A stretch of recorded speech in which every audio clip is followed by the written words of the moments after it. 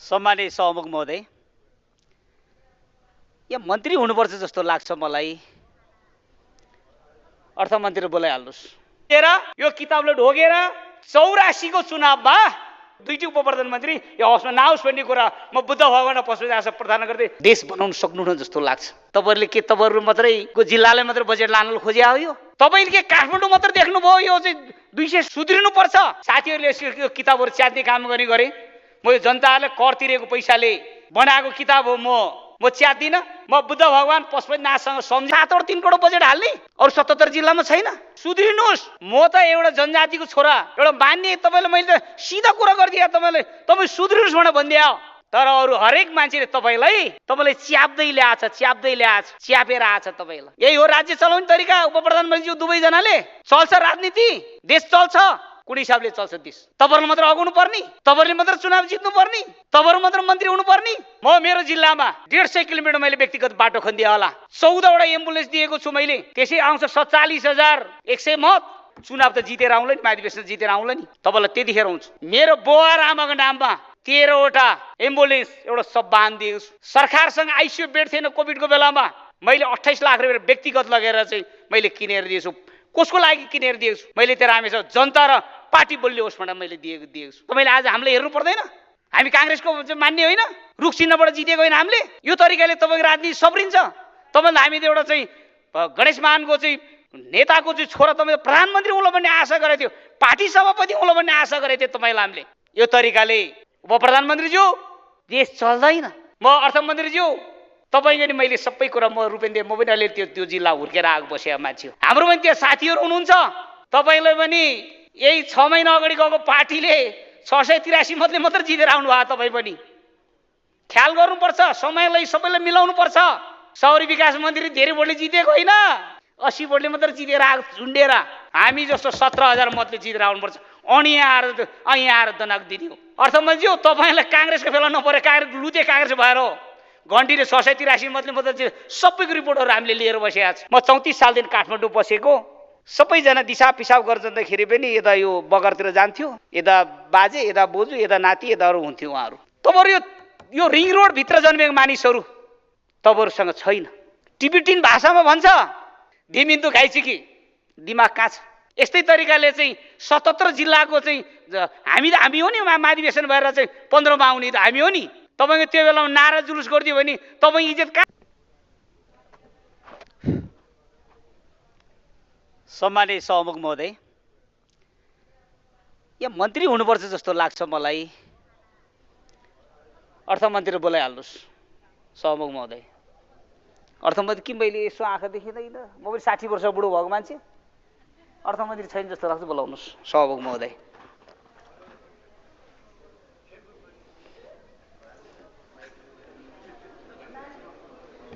मान्य सदस्य आफ्नो कुरा राख्नुहोस्। उहाँ बाहिर जानुभएको छ। बाहिर जाने 5 मिनट हुन्छ, उहाँको 9 मिनट भइसक्यो बाहिर गएको, 10 मिनट पुगिसक्यो। आउँदै हुनुहुन्छ? मैले बोल्ने बेलामा आइपुगेन भने म फेरि पछिसम्म बोल्छु सहमुख महोदय। ल, धन्यवाद। सम्मानित सभामुख महोदय, यहाँले अर्थमन्त्री आउँछ भन्नुभएको छ। म पर्खाइमा बसेको छु। मान्य सदस्य र म बोल्दै पनि छु। अरू मन्त्रालयको विषयमा बोल्दै गर्नुहोस्।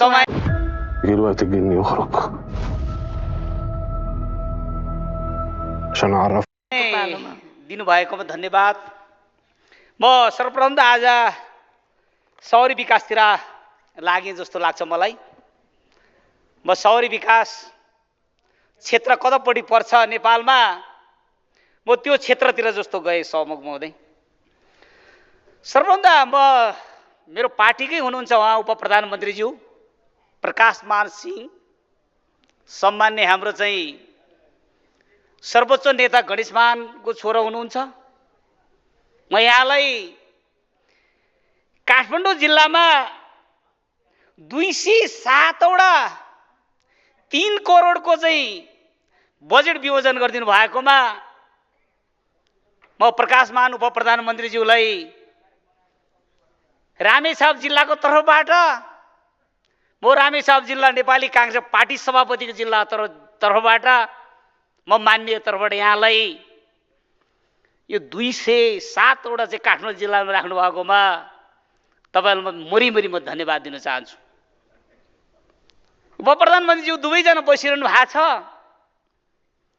यहाँहरू सँगसँगै म पनि मन्त्री त झुन्डेको थियो नि। यहाँहरूले 3 करोडभन्दा मुनिको बजेट विमोचन नगर्ने भन्नुभयो आएन तपाईँहरूले प्रधानमन्त्रीज्यूसँग, उपप्रधानमन्त्रीज्यूहरू। आज काठमाडौँ जिल्लामा 2 लाखबाट 2 करोडसम्मको बजेट 150वटा बजेट छ। तपाईँले के हिसाबले त्यतिखेर हामीलाई त्यहाँनिर चाहिँ क्याबिनेटमा कुराहरू राख्नु भएको थियो? मैले अस्ति पनि भनेको थिएँ यो कति कारणले यो भएको छ। दबाबमा हो तपाईँहरूलाई, तपाईँले बोलेको कुरा पुऱ्याउनु पर्दैन। राष्ट्रिय योजना आयोगले उपाध्यक्षले भनेको कुरो 3 करोडभन्दा घटी कसको आधारमा राख्नु भएको छ? यो आज 2 करोड 1.5 करोड 3 के अरे 1.5 लाख 2 लाख कसको आधारमा राख्नु भएको छ? तपाईँहरूले के तपाईँहरू मात्रै को जिल्लालाई मात्रै बजेट लान खोजे हो? यो यस्तो तरिकाले यहाँहरूले देश बनाउन सक्नुहुन्न जस्तो लाग्छ। म रूपन्देहीतिर गएँ। रूपन्देहीमा 3 करोडको बजेट 79वटा प्याकेज गएको छ। के शहरी विकास मन्त्री र अर्थमन्त्रीज्यूको के मितको चिनो साटेको हो यो? अरू 77 जिल्लामा मान्य जितेको छैन? 165वटा 110वटा समानुपातिक छैन? के क्यालकुलेसन गर्नुभयो तपाईँहरूले? यही हो राज्य चलाउने तरिका? उपप्रधानमन्त्रीज्यू दुवैजनाले चल्छ राजनीति? देश चल्छ? कुन हिसाबले चल्छ देश? तपाईँहरूले मात्र अगाउनु पर्ने? तपाईँहरूले मात्र चुनाव जित्नु पर्ने? तपाईँहरू मात्र मन्त्री हुनु पर्ने? व्यवहारिक त भनेको कुरा तलदेखि माथिसम्म हुनुपर्छ। म शहरी विकास मन्त्रीज्यूले भन्छु, यहाँ मेरो पार्टीको पनि तपाईँ नेता हुनुहुन्छ। तपाईँले 77 जिल्लाको सभापतिहरूले बोलाएर सभापति एकवटा तिमीहरूले 3 करोड बजेट हालिदिन्छ, तपाईँ हाइट यति माथि पुग्थ्यो तर अहिले 0मा आछ। हुन त तपाईँले एउटा कुरो म विश्वास तपाईँले के दिलाउँछु भने यो काठमाडौँमा जन्मिएको ललितपुर भक्तपुर तेह्र यस्तै जन्मिएको मानिसहरू, म 34 सालदेखि काठमाडौँ बसेको, सबैजना दिशा पिसाब गरेर जाँदाखेरि पनि यता यो बगरतिर जान्थ्यो, यता बाजे यता बोजू यता नाति यताहरू हुन्थ्यो उहाँहरू। तपाईँहरू यो रिङ रोडभित्र जन्मेको मानिसहरू तपाईँहरूसँग छैन। टिबिटिन भाषामा भन्छ दिमिन्दु खाइचिकी, दिमाग कहाँ छ? तपाईँ यसरी चल्छ? यसरी फेरि तपाईँ तपाईँ त प्रधानमन्त्रीमा लाइन नपुगेको मान्छे। तपाईँको पिता गणेशमान सिंहलाई चाहिँ प्रधानमन्त्री खाऊ भन्दाखेरि बौद्ध लाउने बेलामा चाहिँ नखाएको छोरा तपाईँ। यो तरिकाले तपाईँले अब के हुनुहुन्छ? तपाईँ अब कहाँ जानुहुन्छ राजनीतिमा? अब यस्तै तरिकाले चाहिँ 77 जिल्लाको चाहिँ हामी हो नि महाधिवेशन भएर चाहिँ 15मा आउने त हामी हो नि। तपाईँको त्यो बेलामा नारा जुलुस गरिदियो भने तपाईँ इज्जत कहाँ पुग्छ?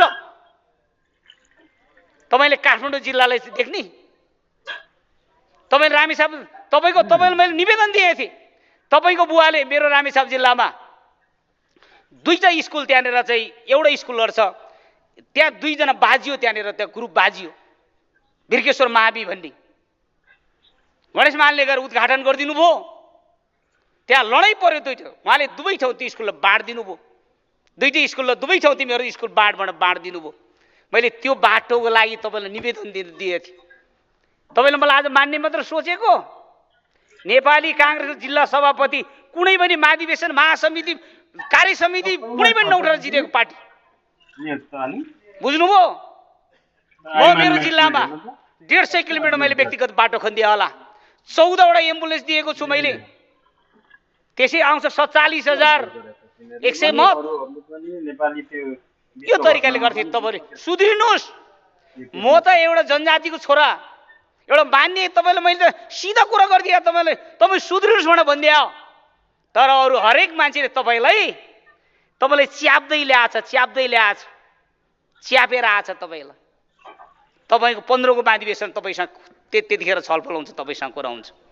हामी पनि त्यहाँबाट चुनाव त जितेर आउँला नि, महाधिवेशन जितेर आउँला नि, तपाईँलाई त्यतिखेर हुन्छ। तपाईँलाई मैले दलमा भन्ने कुरा गर्न लागेको थिएँ। खास गरी आज दलले बैठक राखेन, तपाईँलाई मैले दलमा यो कुराहरू राख्ने कुराहरू थियो। यस्तो तरिकाले बजेट तपाईँले 77 जिल्ला हेर्नु पर्दैन, 165वटा क्षेत्र हेर्नु पर्दैन। मेरो जिल्ला तपाईँ पुग्नु भएको छ, कति छ मेरो जिल्लामा भोट, कतिवटा क्षेत्रले घेरेको छ मेरो जिल्लामा।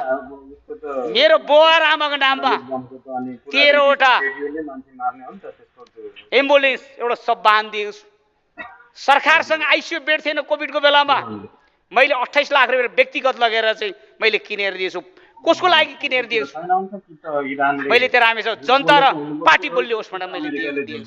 तपाईँले आज हामीले हेर्नु पर्दैन? हामी काङ्ग्रेसको मान्ने होइन, रुख चिन्हबाट जितेको होइन हामीले। यो तरिकाले तपाईँको राजनीति सब्रिन्छ। तपाईँले हामी एउटा चाहिँ गणेश मानको चाहिँ नेताको चाहिँ छोरा तपाईँ प्रधानमन्त्री होला भन्ने आशा गरेको थियो, पार्टी सभापति होला भन्ने आशा गरेको थियो तपाईँलाई हामीले। यो तरिकाले उप प्रधानमन्त्रीज्यू, देश चल्दैन, डुबिसक्यो काङ्ग्रेसहरू।